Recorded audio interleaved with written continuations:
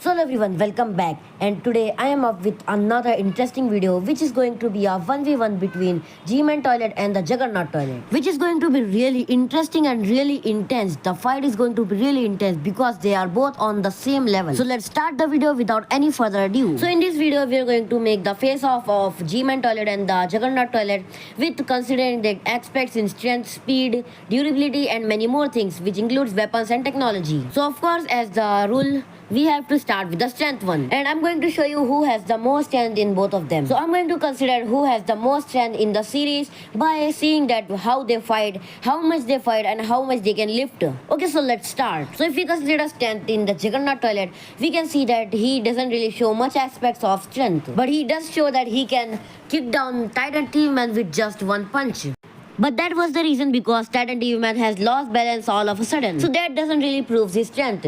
What really proves his strength is where he easily broke the plasma shield, and it was a new latest technology of TV Man with just 2 punches, which is actually pretty impressive and pretty useful in battle. But there's also a reason that where when Titan TV Man rushed onto Juggernaut toilet, he fell down easily, which proves that he can lose balance easily and does not have very much control over his body, which is a really downfall for his strength. But still, they do not rely on the strength, they rely on their weapons and speeds. So we can let that slide, and let's consider the G-Man strength. Is it more than Juggernaut or not? So the most important aspect of his strength was seen in every episode where he faced off against the Titans. There's not a single Titan that he hasn't headbutted. He literally pushes them down with just his head, because of course he didn't have arms and any other weapons to do anything physical. And of course in episode 65 and many more episodes, he had carried Titans on his back for long enough. And the fun thing is that he didn't even lose balance all for all, which is also provable in episode 57, where when Titan cameraman rushed on him, he didn't really fall, but the Titan cameraman fell on him.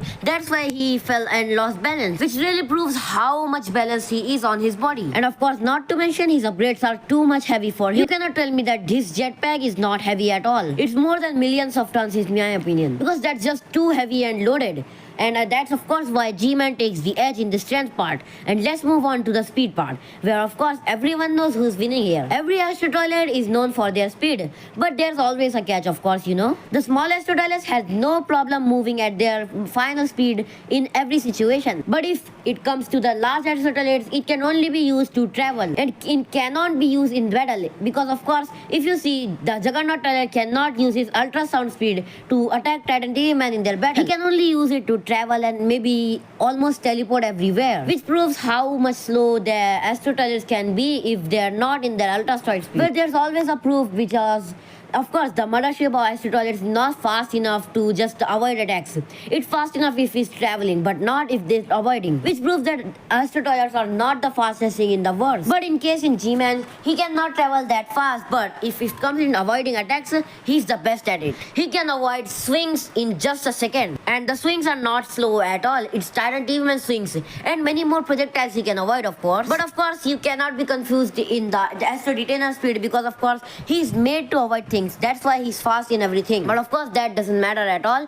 G-Man is well faster in speed, and it's not useful at all because the Astro toilet can only use its speed to travel. So G-Man takes the edge in speed as well. The next part is durability, and we all know who's winning in this as well. The only thing that has helped G-Man survive this long was his durability and his endurance, where he has even updated to the Titan TV Man's TV abilities, which of course no toilet could do. Even the Astro toilets are not aware of that now. But the G-Man was able to resist and even adapt to that ability, where this ability barely affects him now, and it can't even hypnotize him anymore, making him one of the only characters to ever beat this ability. And if you talk in raw durability, he's the best at it. He has survived many battles and Titan injuries, and injuries that can kill anyone, including the Astro toilets. So G-Man takes the edge in durability as well, which now leads us to the weapons category. Now, in weapons and technology, there's of course only one race which is the best at it, which is the Astro race, which has the best weapons in the series ever seen yet. They have the strongest weapon and the strongest things ever seen, where even the Ultra Stones was invented by them, and the Glitch toilet was also their technology, which was stolen by. Now of course we can admit that Skibidi toilet race can adapt to everything, but of course Astro toilets are too strong for us now. But of course that will stop us from defeating them as well. Will lead us to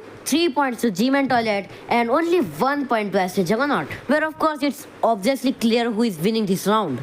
which is the Astro race. But the overall battle is won by G-Man Toilet, which was pretty obvious from the start. I mean, of course, who didn't expect that? But of course, that's it going to be for today. I hope I can meet you in the next one.